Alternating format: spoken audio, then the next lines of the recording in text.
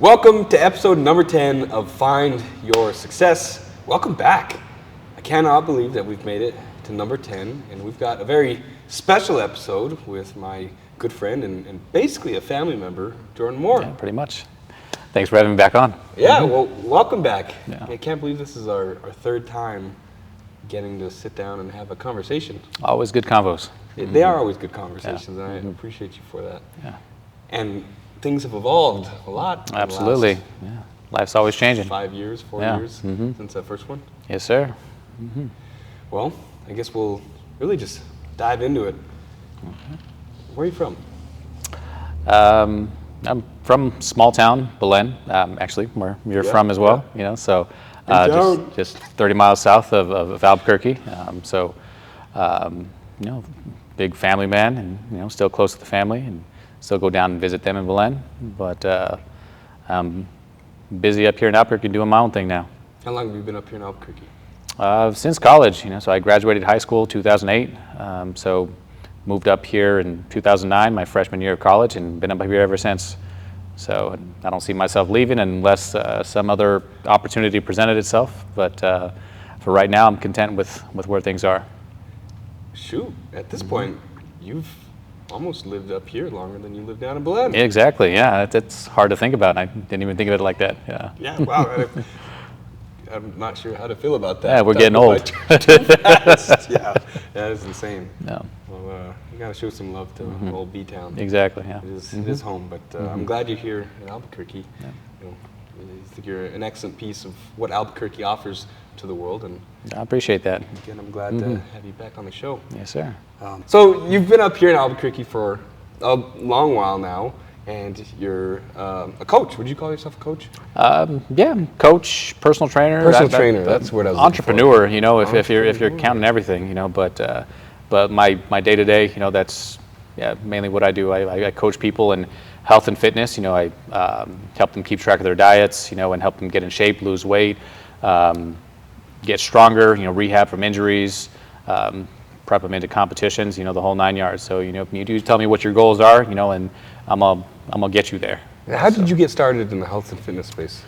So I've always been extremely active, you know, my entire life. I was a sports addict growing up, you know, did it like every sport imaginable. I just loved being out there. And then, you know, after I wasn't playing sports anymore in college, didn't know what else to do with my spare time, just found myself in the gym a lot, you know, and I actually was going to college to become a doctor, and I volunteered and shadowed in the hospital for 2 years, but at that point I came to the realization that it really wasn't for me. You know, as cliche as it sounds, you know, I wanted to be a doctor to help people, and there was a lot of bureaucracy, you know, in the hospitals, you know, and so I quickly found out, you know, this isn't quite what I thought it was. And at that time, I had started, you know, doing some personal training just because, like, I just really loved, you know, working out and exercising. And I quickly realized that there's a lot more things that I can do for people before they get to the point where they have to go to a hospital, before they get sick, before their health starts to decline, before they get injured. And I found that a really rewarding process. Oh man, what a story. And that says something interesting about the state of our health as a society. Exactly, yeah. It's interesting. But I love that you took the approach of solving problems before people needed to be in the hospital. Some things are out of your control. Yeah. If you get in a car accident, Yeah. it's mostly out of your control. But for the day-to-day things, the things that we can control, you're at the forefront of it. It's our preventative medicine. Preventative medicine. Yeah, I love the way that that's phrased. And where have you taken that for yourself? Well, that whenever I started, you know, like I didn't anticipate, you know, like where it would take me, you know, but you know, since then I have learned so much, you know, about, you know, health and fitness, and working with so many people. It not only helped them, it helped me grow in my own profession, and expanding my knowledge, you know, and you know, applying different things to myself, and applying to like how I train myself and how I approach nutrition, and learning different things. And then even through my own health ailments, you know, it helped me be more prepared with that. With me being a type 1 diabetic, you know, so, and I found out that like later on in life. So all the knowledge that I was able to gain kind of made that an easy transition for me to start taking head on. And then as far as like my own progress goes, as far as lifting and bodybuilding, the elephant in the room, so he's obviously got a lot of muscles. Yeah, but, I was just able to gain just steady progress throughout my years, just gaining more knowledge and just keep on working hard. So what would be your advice to someone who is just getting started in competitive bodybuilding? Don't overcomplicate things. So if make sure that you're enjoying the process. If you're so fixated, like on results, you're going to get burnt out really quick. So enjoy the process. Make sure you learn the ins and outs of nutrition and how important that is around training, as well as recovery. A lot of people think that muscles are built in the gym, but they're actually built outside of the gym. You break down muscles in the gym, so you have to prioritize recovery as well. So that's something I wish I would have learned a little bit more about, early on in my career.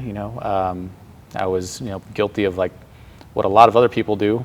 They overtrain themselves. They're like training like, oh, I just need to train more harder, and you burn yourself out really quick, and your body never has a chance to recover. You stress out your nervous system, and it delays, the growth process. So if you're starting out, just prioritize recovery and just get it on point with your nutrition, and you'll start to see results come a lot quicker. Yeah, I love that. That's a very interesting conversation. Being able to pay attention to when you are overtraining and learning that. I also, in my journey, have to remember to pay attention to things that for a long time I put in the hands of others without really getting into the weeds of what it meant. Yeah. And even lately I realized, like, it's a great idea to have a solid understanding of how the food and the exercise interact with my body and the effects that it has. And even if it's just 5-10 minutes a day, or 1 or 2 minutes a day of paying attention to like the nuance of it and the different ways that I might feel in the actual state of my body. Absolutely. I think it's an interesting conversation. I've been trying to build some muscles too. I wore this shirt just to show them off a little bit. Yes, that is absolutely true.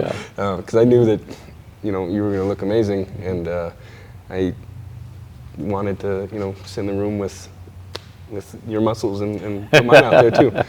But well, it's awesome to see the work that you've done. I know you've overcome a lot. You've really performed really well in many different ways. But I got to ask now, so what is your definition of success?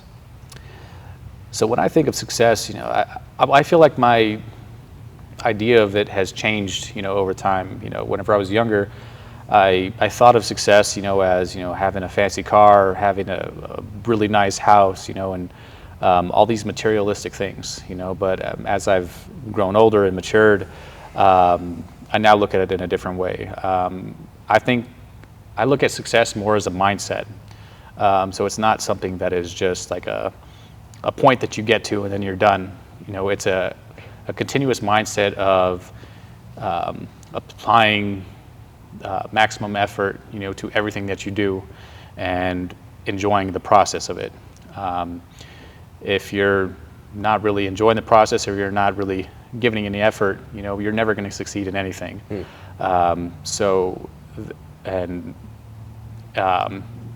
Happiness doesn't really come from those materialistic things. So if you're just enjoying the process, then I think you're ultimately successful. But I realize that's a tough thing to do for people just to say. How do I put this? Like how do you wire yourself just to say like, oh, give everything you got and hope everything's going to be all right? There's a lot of people that live in fear, and of like the what ifs. Like what if I get embarrassed? What if I fall on my face? What if I fail? But I've always I took the mentality of shifting that mindset to what ifs in the positive side. Like what if it does work out? What if you go talk to that girl and she turns out to be the person you spend the rest of your life with? What if I take this job opportunity and I become really wealthy and, help other people in the process. So I think success, branches out, even in how you help other people. The more people that you're able to touch and kind of help in their own process, you ultimately feel better about yourself. So that's my overall goal with my life. Is just growing with everybody. And trying to help as many people in the process as possible. I love it, man. And I'm glad you pointed out the positive side of what ifs. Yeah. Because it's good to remember that there's a cognitive distortion, if I remember correctly, that discusses how many people fall into the trap of really looking at everything through a negative lens. And the simple change of perspective can help us realize that, there's an equal number of potentially positive outcomes as well. So to move forward in life, remembering that, as bad as things could get, and sometimes they do get, they could be the complete opposite way. That those unlucky experiences that you've had, you could have the complete opposite. You could have massive blessings. You could be massively prepared for an opportunity that just falls in your lap. You never know. Exactly. And I really like that you pointed that out. It's a thing that I feel like a lot of people in general miss, but a lot of young people miss. Absolutely. Right? Pre-COVID, post-COVID, where, at least in my opinion, how we built relationships and networked and built community has changed, and people have let the foot off the gas in a lot of ways, and now may be uncomfortable with introducing themselves to others in a new room. There's these interesting fears involved, but remembering, what if somebody might become your best friend and you never know?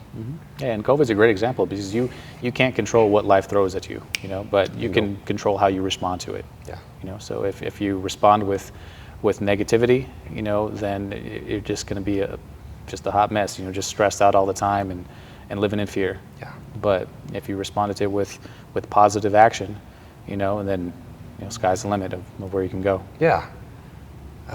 Another thing that I want to add to that is, if you take the time to pay attention to the nuances of life, you could start making decisions with asymmetry to the upside. You could start taking strategic steps forward where the odds of success are greater than the odds of failure. You can start to set things up in that way. And I'm sure you found that in your fitness journey and how you coach people. Absolutely. You do things a certain way, you are much more probable to reach such and such outcome, and you can apply that kind of concept just about anywhere. Absolutely. Yeah. Well, we kind of touched on it, but what are some philosophies or principles that that you utilize in your journey today? Some underlying beliefs about character and just your values in general. So, again, we touched on it a little bit, but positive mindset is a big one, and work ethic is another one. So that's something that I was kind of raised with. So working hard in everything you do. And always making sure that you're giving everything you've got, and never giving a lackluster effort. Where'd you learn that? That is instilled with me with my dad. So my dad gets credit for that one, and so he gets credit there. Let's put it that way. Yeah, but that, and then I think awareness is another big one. Always being consciously aware of what I'm doing, saying, thinking, as well as those around me. And if you're actually thinking for yourself, and I think that goes a long way, and not letting other people do the thinking for you, and letting the world, letting the media, letting all these other influencers tell you what to do. So being cognitively aware of your surroundings, I think is important in growth. That is an interesting point.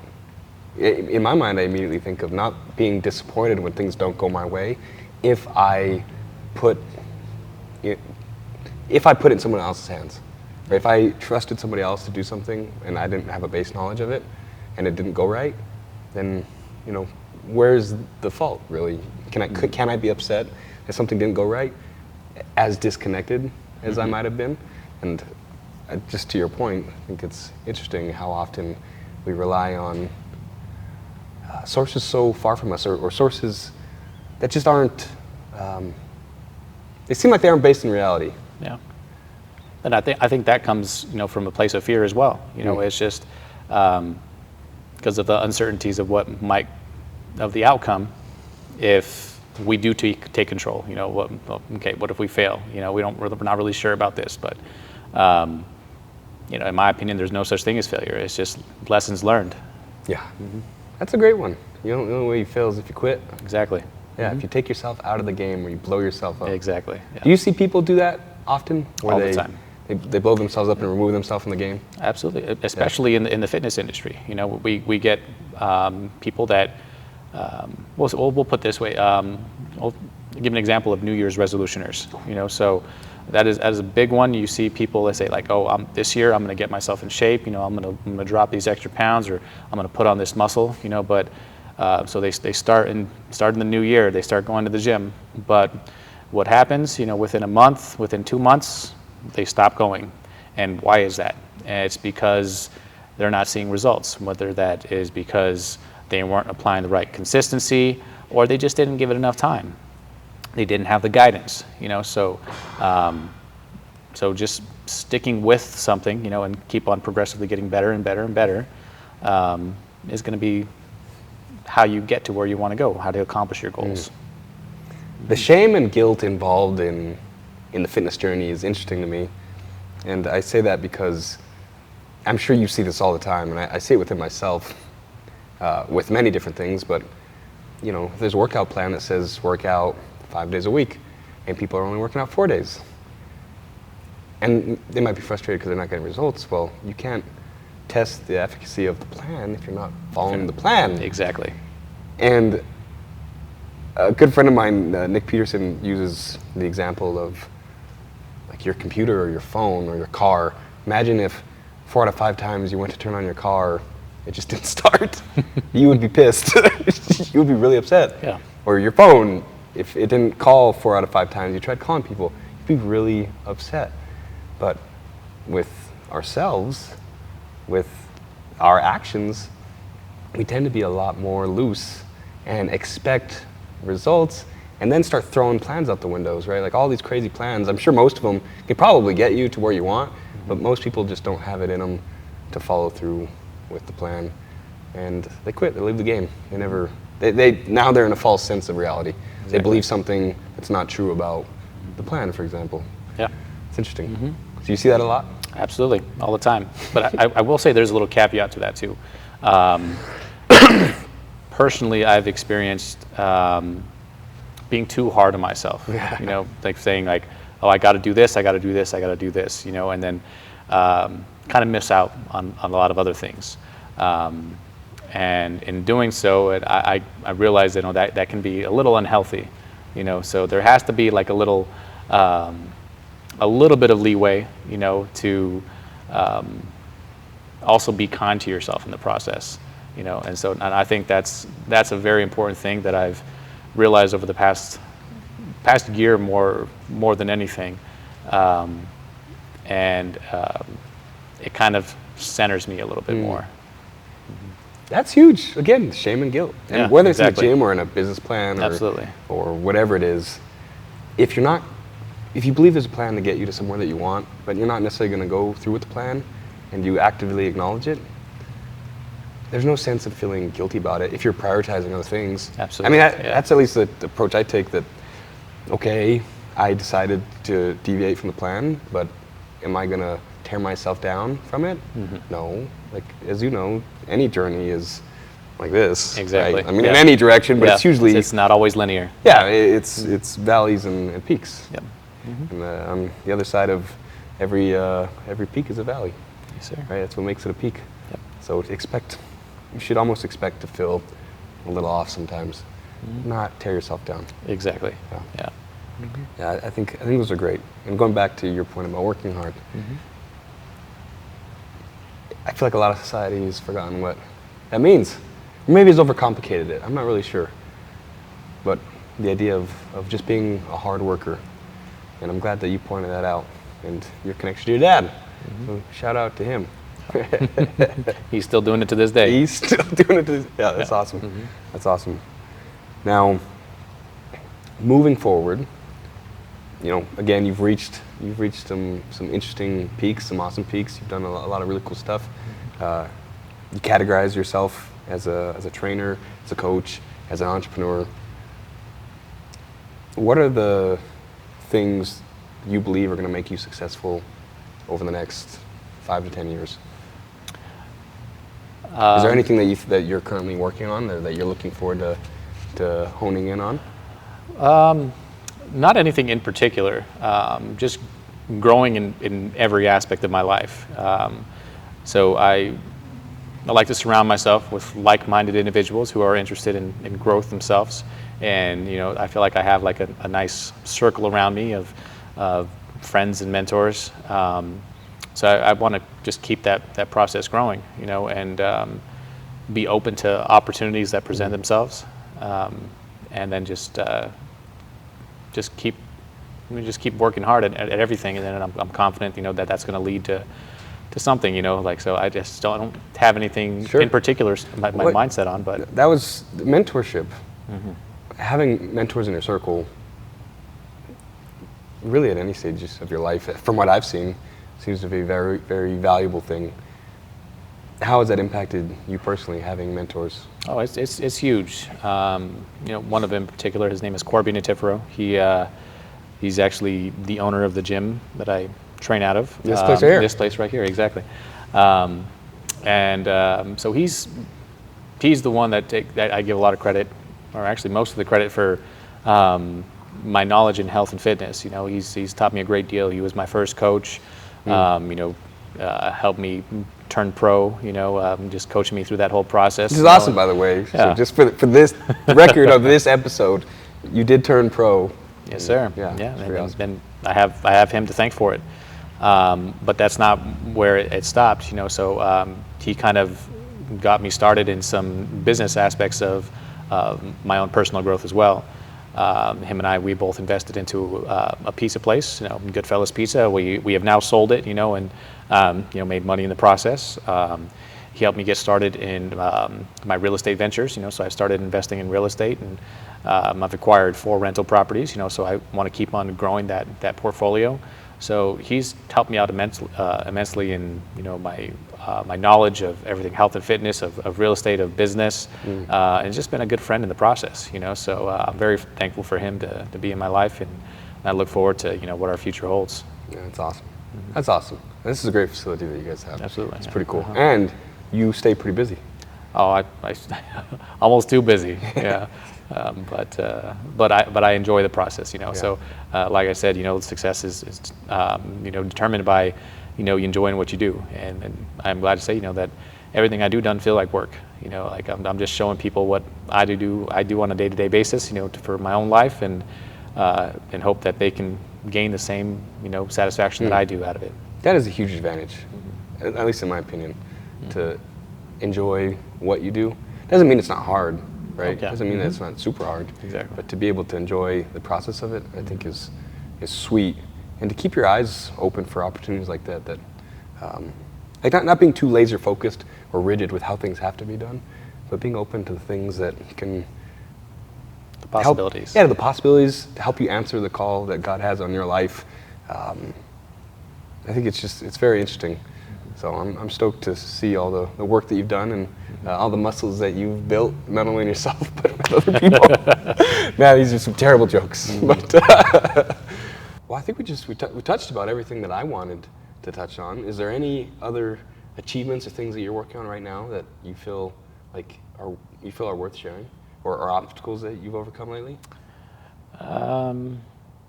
I wouldn't say that there's any obstacles I've overcome. Battling through injuries, is something that I'm going through right now. But I feel like I'm over the hump in that, I'm continuing, with the whole real estate thing. I had just acquired, my fourth rental property. Congratulations. Here last month, so that was just a new thing. But other than that, I'm coaching some other people. Someone's competing in a show this upcoming weekend, and then some more people competing in a show in June. So I'm staying busy with that. No big endeavors are on the agenda as of right now. But again, like I'm staying open to anything that presents itself. And enjoy the process. Yeah, exactly. Yeah, yeah, I love that. Well, selfishly, how can we help you? How can the world help Jordan more? You guys just being here and getting your message out and helping everybody through that, is plenty for me, because, I'm the same mission myself. I just try to help out as many people as I can in what I do, and I'm not always the best with, getting the word out. I'm not always on social media or anything like that, so to have a platform like you guys have, and be able to share my story and things that help me get through my journey, and hoping that other people can apply some of those tools themselves and get on that same path, is definitely a blessing, So I appreciate you guys, just letting me come on here and share my story. Of course. Well, again, it was an honor to have you back on. Mm-hmm. And I said selfishly, but you ain't very selfish. You've never been selfish. I'll have to find another way to get you to get out. Well, where can people follow you and check out what you're doing, or come find you? People can find me on social media, and my handle is IFBB Pro _Jordan. Or on Facebook, Jordan Moore.